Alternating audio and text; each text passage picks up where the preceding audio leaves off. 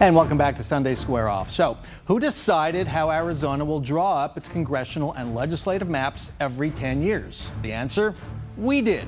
Arizona voters amended the state constitution 20 years ago.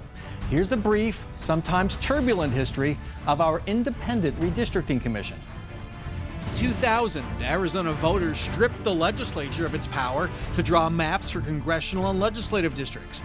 That power was handed over to the bipartisan Arizona Independent Redistricting Commission. A year later, in 2001, the new commission redrew maps statewide with Arizona's two new House seats, the 7th and 8th congressional districts. By 2009, as a result of those maps, Republicans had a supermajority in the state legislature. Arizona's U.S. House delegation was split 4-4. The commission produced its second set of maps in 2011, incorporating the new 9th congressional district seat. Republicans claimed the maps were biased, and legal chaos ensued. One Republican lawsuit went all the way to the U.S. Supreme Court. In 2015, the justices narrowly upheld Arizona voters' right to decide how election maps are drawn. By 2019, the Republican majorities in the state legislature had shrunk. In the U.S. House, Arizona Democrats had a 5-4 edge. And we finished our last segment talking about the key person on the commission, the independent who is the chair of the commission. Also made the point, 2010, Democrats had an edge. It feels like Republicans might have an edge this time. The goal, as I said in that summary a minute ago, was to take the politics out of this. Are politics just always going to be a part of this commission? Well, yes, you can't ever completely take politics out of redistricting as much as you try to make it an independent process, which is what voters did. And the process that the voters created with Prop 106 is a good one if all of the actors are acting in good faith.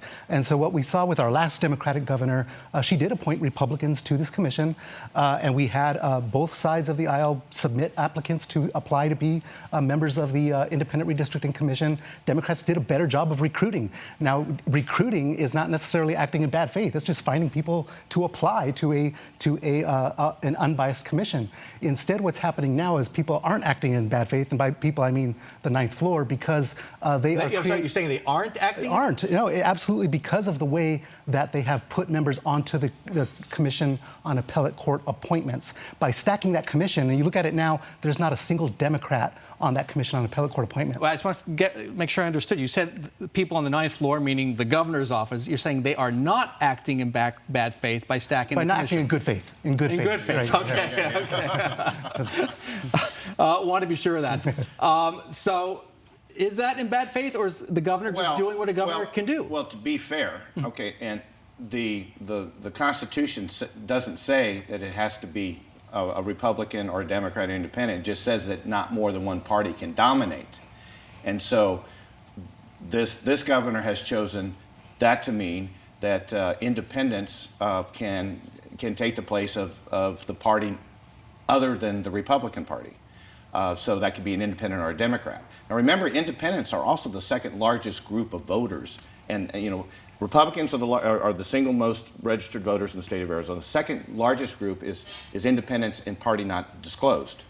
So, and the Democrats are the third. So it's a third, and third. This governor has chosen to go with independents as opposed to putting Democrats on the commission. But it's important to note, though, that those independents who are on that commission now are very Republican-leaning. They have either donated to Republican candidates, worked for Republican campaigns, or are related to Republican power players in Arizona. But remember, the governor's chief of staff was speaker in 2010 during the last round when the Democrats were so well organized, and I think that chief of staff, Kirk Adams, who was speaker at the time, I think that when he went up to the ninth floor, made this a mission for the 2020 cycle. Yeah, he was one of the people, along with Russell Pierce, caught flat-footed in 2010, and they're clearly on a mission.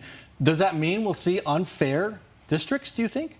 It doesn't guarantee that, but what it does is it sets the stage for that to be an outcome. So when you have a biased commission, you are able to vet candidates and then give the governor a pool of candidates that are favorable to him that he can then appoint, or not the governor, but the leaders of the legislature to appoint to that independent redistricting commission.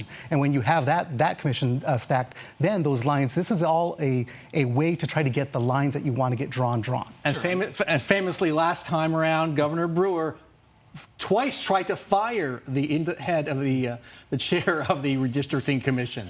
Yeah, now what we saw very clearly last time is everything comes down to this independent chair. When you have two Republicans and two Democrats, everything is going to come down to who that chair sides with. Last time, it was pretty much in every important vote, it was the Democrats. You saw, you know, the chairwoman coming to the meetings with maps of congressional districts. She'd drawn it home with consultants. You also saw Democratic commissioners, kind of huddling with Democratic Party members during breaks, going over strategy. But it all came down to that chair. And once the Republicans realized that there was something they could do about this. The Constitution allows the impeachment of commissioners, and so at the time, they had supermajorities in both chambers of the legislature, and so they moved pretty quickly once they kind of saw the writing on the wall to impeach Colleen Mathis. Now, I got into talk a little more about that because that's a whole show.